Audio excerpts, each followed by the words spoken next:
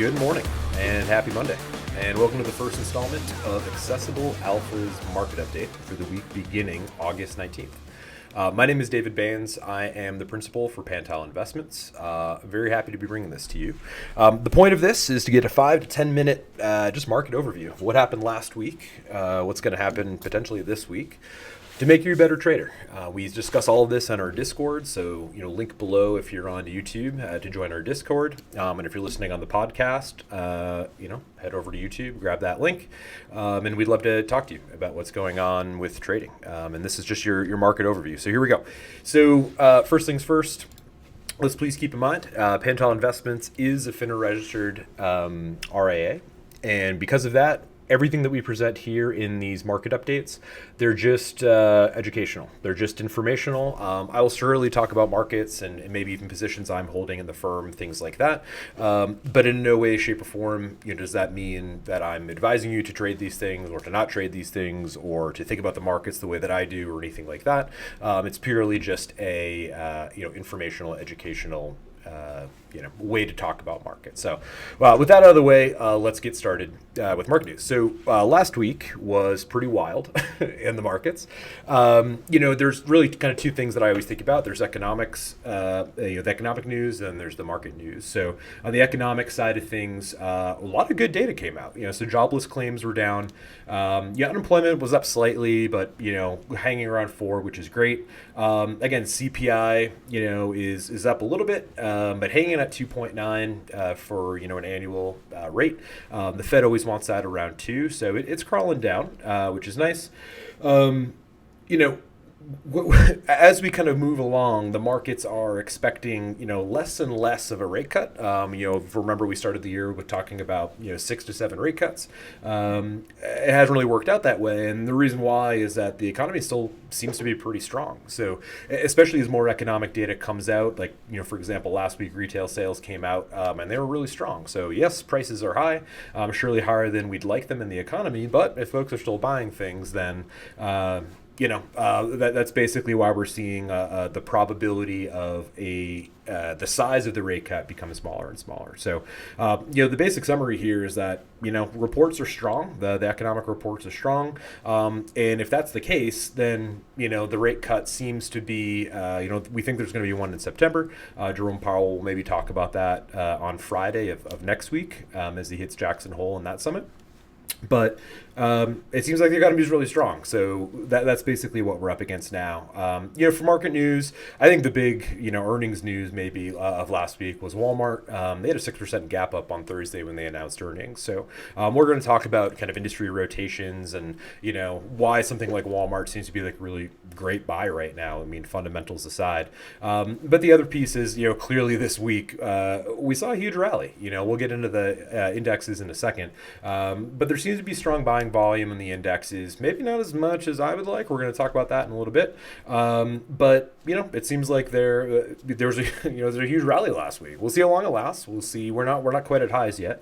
But there was a follow through day. If you're familiar with the Investor Business Daily methodology, I'm certainly a fan of it. But a follow through day is basically maybe on the third, fourth, fifth day of a rally after a downturn. Is there increased volume? Is there a new high reached in the rally? And the answer was yes. And the answer actually was all on Tuesday, and it was on the S&P, NASDAQ, and the Dow Jones. So it seems like there is some strength there. How much that strength we have yet to see, but things are trending in the right direction, which is great. So speaking of the indices, let's go right to the charts. So I'm going to bring up my trading view. It's just a software I use for daily trading. Here's what I'm looking at. So right now, I always have this view open for the most part. This is the S&P 500, the NYSE, the NASDAQ, and the Dow Jones. Looking at daily charts here.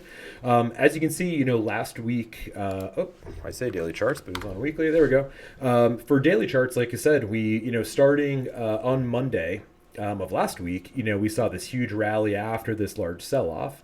And basically what I'm looking at when I look at things like this is, are all of the indexes kind of behaving the same way? If there's some sort of diversion in the index, and that's going to be a huge issue, meaning the markets aren't really agreeing, and maybe some of, let's say the NASDAQ is kind of breaking out ahead of something like the S&P. Well, maybe it means tech stocks are doing well, but maybe some of the others are not. So far, so good. When we look at all of these kind of side by side, something that I will kind of point your attention to though is like if we go back to the weekly chart. So if I make this a little bit bigger here, what we're going to notice is that, yes, we had the sell-off starting in, the middle of last month. For 3 weeks, we basically took this dip here. And now for the last 2 weeks, we've certainly seen a recovery, or at least a rally in the right direction. We're not at highs yet on the S&P, but really what I kind of focus on and look at is that if you look at the volume numbers here, they kind of look similar to some other sell-offs that we've had. I'll kind of point your attention to here. At the end of 23, the sell-off that we had in April here. But what you'll notice is that when we had these sell-offs, the volume on the rally was actually greater than the volume on the sell-offs. We're not seeing that yet. Right, so I'll put your attention here, right? So for 3 weeks, we had some sell-offs, but then on the rally, the volume was actually higher.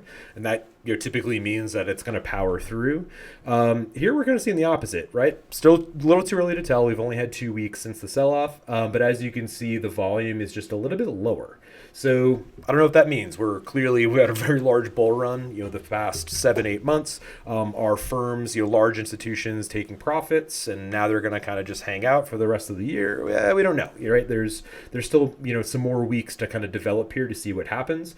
But you'll notice, in these previous pieces here, the volume did kind of come back, and as the volume comes back, that's where we see the big bull runs that we're kind of accustomed to the past few months. So I am kind of the opinion now that it seems like the market is rallying back. I just don't know how strong it is. So for a lot of my positions, I've taken them down. I'm only holding I think 3 or 4 right now. Usually hold about 10 because I just want to wait and see. If there's good momentum, there's good strengthening in the market, we'll bring them back on. But right now, I'm just kind of hanging tight, holding a few positions that I really like. And honestly, for things that are not invested in single names, I just have it in government securities, or government debt. So, we'll kind of see what happens there. So, over to winners and losers. Basically here, what I'm looking at is how are things kind of trending relative to the overall market.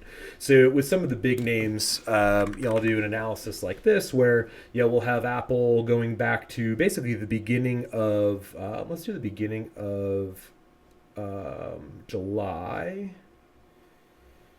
Yeah, something like this. And as you can see, Apple is, top 3? Number 1. Number 1 in the S&P 500. So, kind of was outpacing, but during this sell-off, it's basically just kind of pacing back to the S&P. This pink line is the S&P. So it's kind of as expected, I guess. But if we look at, some of the other big names, like we have, Microsoft here, its relative strength is actually below the market. NVIDIA, kind of similarly, right? It's not really pushing the market higher, even on this rally. Let's look at Amazon, far below the relative strength line, where something like Meta actually is above it. So there's the winners and losers to me. Meta would be a winner. If we're going to look at the really big names that drive the market, because it's actually outpacing, the relative strength of the market, where something like, Google, Amazon, things like that are not, right? And to me, when I look at this, that makes me believe that people aren't really buying back some of the big winners that got us to where we are in this bull run. They may be looking at more defensive, securities. So something to think about. And again, this is another piece of why I hope that the bull market comes back, but I think we may be at this top here, at least until new data comes out, or a few more days or weeks go by in the rally, we can see the strengthening here. But that's how I think about the winners and losers and how it informs where we are for the market. So another piece of this are what I call industry rotations. But what I'll do here is bring up again, these relative strength lines, but we'll look at something like, like the big XLK, the sector spider for technology. Again, this is underperforming the overall S&P, as you can see. And if you look at something like, let's see here, materials, right? XLB is the sector spider for that. Materials is a pretty defensive sector, and it's actually outpacing the RS line for the S&P 500. And that leads me to believe, again, that these larger firms and funds are starting to put more money into defensive holdings, kind of taking money, taking their profits, quite frankly, out of the more maybe offensive holdings like technology that we've seen. And again, I need to see some more data, but we'll see how it shakes out in the coming weeks and months, because that's really going to inform what the rest of the year looks like for the buying appetite of some of these larger funds. So, I'll kind of shut this for now. And, just looking at the industry rotations, things that have been moving up, things that have been outperforming other industries, things like medical, oil and gas, telecom, insurance, supermarkets, basic electric utilities and mining. These are pretty defensive, areas, pretty defensive industries, where things that are moving down are items like, computer hardware, clearly, data storage, consumer electronics, electrical equipment, semiconductors. I think we've all seen, what's happened there, and maybe folks are taking their profits and move into, some more defensive holdings. But it just seems like the market's transitioning a little bit. Again, we'll wait for more data to come out to see what's actually going to happen. But that's for me personally. I'm thinking we may be at a market top here, at least for now. And until I see funds actually move into some of the more maybe offensive holdings, we're going to curtail some of the buying, in the long positions and some of the things that we have. So, that's something to think about. And then just look at next week. Again, I look at it from an economic standpoint, also from an earnings standpoint. From an economic standpoint, we got a bunch of stuff coming out next week. Again, back to the original slide I had up a little bit ago, it's really going to kind of let us know, and really culminating with, the Jackson Hole Economics Symposium and Jerome Powell speaking on Friday. But it's really going to let us know what if good economic data comes out, what that's going to mean for public equities. Something like, mortgage applications, things like, existing home sales, new home sales, that could also power some of the more defensive industries like materials, building, things like that. But if it's positive, it means our economy is still strong. Yes, we'd like to see inflation come down a little bit. But, it seems like we're moving in the right direction, and public equities could kind of ride off of that. So we'll see. And then in earning and corporate news, there's a bunch of stuff happening. I won't go through them all, just for the sake of time. I've highlighted, bolded ones here that I'm personally really looking forward to, because the chart's set up really well. So something like Fabrinet, is going to announce after the bell on Monday. That's a great chart, and that's a really great fundamental firm as well. If they announce good earnings, that could be a really great trade. Dycom is one of my favorite, stocks in the universe right now. So I'm really excited to see what they do before the bell on Wednesday.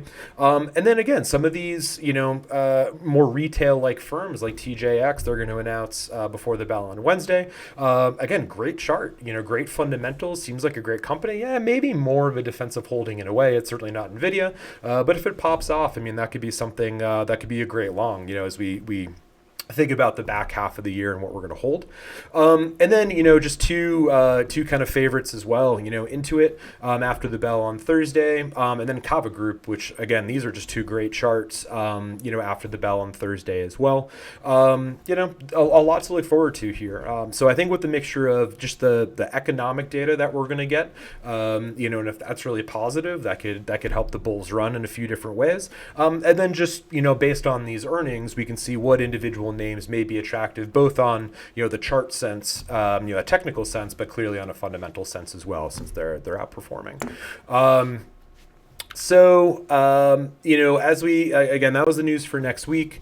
Quote of the week. I know the market surge guys at IBD do this. I want to do it as well because I think it's always helpful just to listen to traders that have been pretty successful. I don't know if there's anyone who's been more successful than Warren Buffett, but this is something that I think in really sketchy or sideways markets, it can be helpful to think about. He says the trick in investing is to just sit there and watch pitch after pitch go by.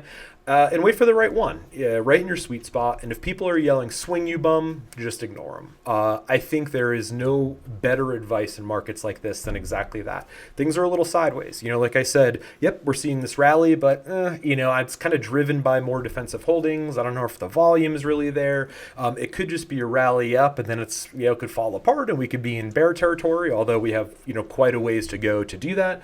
But I think what Warren Buffett is saying here is stick to what you know. If you have to kind of limit your book down to a few holdings, again, I'm holding maybe 3 where I usually hold 10, fine. And if people are, telling you that you should have bought back into NVIDIA, you should have bought the dip, should have done all these things. If it's not how you trade, I mean, honestly, that's not how I trade. Just sit there, right? It's easier to, make a little bit of profit in things that you really understand than maybe try to swing for the fences, and potentially lose on something that you may not understand or the market is undecided about. So something to think about there, and this is the first installment of this video and this podcast. But please, as we grow this, a few things here that I ask you to consider. The first is we do have a Discord called Accessible Alpha. Please join it. It's free to join. We have a paid member side of it as well. But the idea is basically, come chat with me, come chat with other traders. We have students in there, professional traders, allocators, all sorts of really great folks. Come join it. It's a really open community. We keep it really positive. It's about becoming a better trader, and we'd love to have you. On the YouTube side of things, if you're listening to the podcast, again, this is available on YouTube. Like the video on YouTube. Please subscribe to our Accessible Alpha channel. And then if you're, on if you're on YouTube, we also have a podcast. So if you're on your way to work, you want to listen to our market updates, you can subscribe to the Accessible Alpha podcast on Apple and Spotify. With that, good luck. It's a crazy market, but there could be a lot of opportunity out there, and I think there is. Especially with some of this economic data coming out and some of these earnings. I will see you next week. I hope you have a great week.